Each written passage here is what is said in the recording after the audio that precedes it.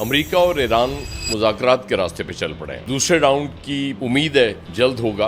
अब कुछ लोग कह रहे हैं कि ये तुर्की में होगा, मुझे नहीं लगता तुर्की में होगा। उसकी वजह ये है कि तुर्की और इजराइल के दरमियान कशीदगी बहुत बढ़ गई है, बहुत ज़्यादा तबादला हो रहा है बयानात का इजरायली वज़ीर-ए-आज़म और तुर्क सदर के दरमियान।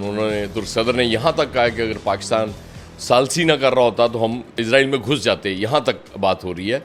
तो पाकिस्तान ने एक तो बड़ा काम कर दिया है कि इनको मुज़ाकरात की मेज़ पे बिठा दिया, और ईरान की सबसे बड़ी कामयाबी ये है कि वो अमेरिका जैसी सुपर पावर को अपने सामने बिठाने में कामयाब हो गया, और वो भी कोई आम बंदा वहाँ से शरीक नहीं हुआ, उनका वाइस प्रेसिडेंट शरीक हुआ। और ये मुज़ाकरात गैर नतीजा रहे अभी तक, मतलब इसको मुज़ाकरात को नाकाम नहीं कहा जा सकता, लेकिन इसका असर ये पड़ा कि एज़ वीपी जेडी वैंस की जो रेटिंग है वो बहुत लो हो गई है, बहुत कम हो गई है।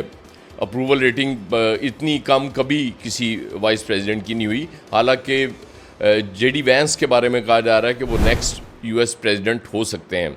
अब सबसे बड़ा जो मसला इस वक्त ट्रंप इंतज़ामिया के लिए है वो है इस साल नवंबर में 3 नवंबर को होने वाले मिड टर्म। अब मिड टर्म में आपको पता है कि जो ऐवान नुमाइंदगान होते हैं, हाउस ऑफ रिप्रेजेंटेटिव, उनके 435 अरकान का इलेक्शन होना होता है, यानी कि वो समझें कि एक पूरा इलेक्शन होता है। और उसके बाद सेनेट में 35 नशस्तों पे इलेक्शन होना। इस वक्त मेजॉरिटी रिपब्लिकन्स के पास है सेनेट में, लेकिन वो 53-47 है।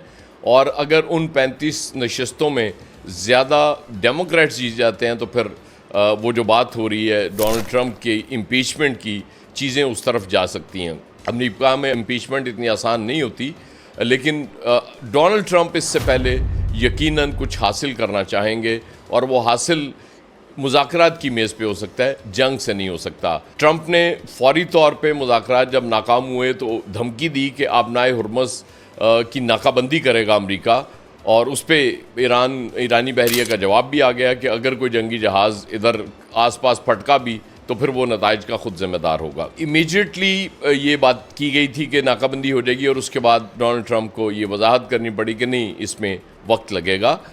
इस तरह की धमकियां भी आती रहेंगी, कोई इक्का दुक्का झड़पें भी आपको नज़र आएंगी, लेकिन ओवरऑल ये मुज़ाकरात जो पाकिस्तान ने इस्लामाबाद में जो अरेंज किए थे, इनमें बहुत कुछ पॉजिटिव हुआ है। और मीडिया के लिए, कंजम्पशन के लिए ज़्यादा चीज़ें इसमें नहीं थीं और ना रखी जाएंगी, क्योंकि ये मुज़ाकरात कामयाबी की तरफ लेके जाना है अगर, तो फिर जाहिर है ये दोनों के दरमियान ही बातचीत चलती रहेगी। डोनाल्ड ट्रंप ने एक बार फिर पाकिस्तानी क़यादत की बहुत तारीफ़ की है और कहा है कि ये बड़े शानदार लोग हैं, स्पेशली फील्ड मार्शल और प्राइम मिनिस्टर के बारे में वो बार बार कहते हैं। और ये इस एक तरह से एतराफ़ है कि इन्होंने बहुत बड़ा काम किया है। जंगबंदी कराना ही आसान काम नहीं था। पाकिस्तान ने अपनी कोशिशें फिर से शुरू कर दी हैं, राब्ते शुरू हो चुके हैं नेक्स्ट राउंड के लिए। और देखें, अब इस वक्त सिर्फ इंडियन मीडिया या इजरायली मीडिया को आप देख लें तो वो मुज़ाकरात की नाकामी का ढंढोरा पीट रहे हैं, मुसलसल कह रहे हैं जी मुज़ाकरात नाकाम हो गए। उनसे तवक्को भी यही की जा सकती है। और इंडिया की जब मैं बात कर रहा हूँ तो जहन में रखा करें कि ये गोदी मीडिया की मैं बात करता हूँ, क्योंकि उनको तो पहले तो यही हज़म नहीं हो रहा था कि इस्लामाबाद में मुज़ाकरात क्यों हो रहे हैं, पाकिस्तान इसमें सालिस का रोल क्यों प्ले कर रहा है। और फिर जब पाकिस्तान की लीडरशिप दरमियान में बैठ के ये मुज़ाकरात करा रही थी तो ये तो बहुत सुहाने रूह है उनके लिए, उनको ये हज़म करना बड़ा मुश्किल है।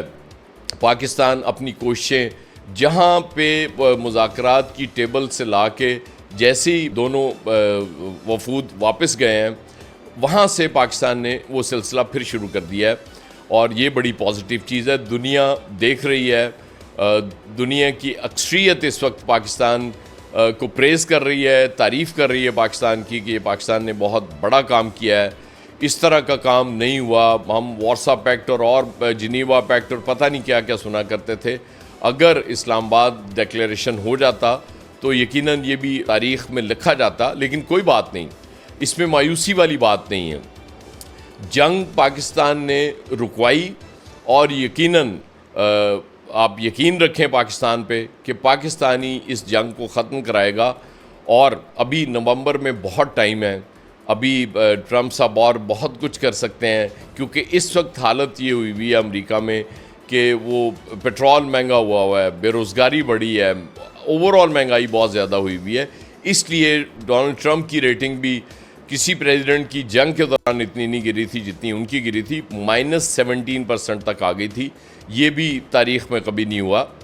तो ये भी जहन में रखें कि जब वो ट्वीट्स आएंगे डोनाल्ड ट्रम्प के, या वो कहीं बयानात दे रहे होंगे, रिपोर्टर्स से बात कर रहे होंगे, तो कहीं कहीं वो सख्त ज़बान भी इस्तेमाल करेंगे। इसी तरह ईरान की तरफ से भी इस तरह की चीज़ें आपको नज़र आएंगी।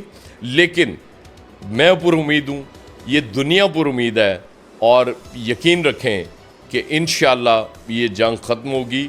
और मुझे यकीन है कि ये दोबारा मामलात वहाँ तक नहीं जाएंगे। आप सिर्फ ये जहन में रखें कि डोनाल्ड ट्रंप ने एक पूरी तहज़ीब ख़त्म करने के ऐलान के बाद अब ये वो ईरानी मुज़ाकरातकारों की भी तारीफ़ की है और कहा कि हमारी टीम और उनके दरमियान बहुत अच्छे ताल्लुकात बन गए हैं।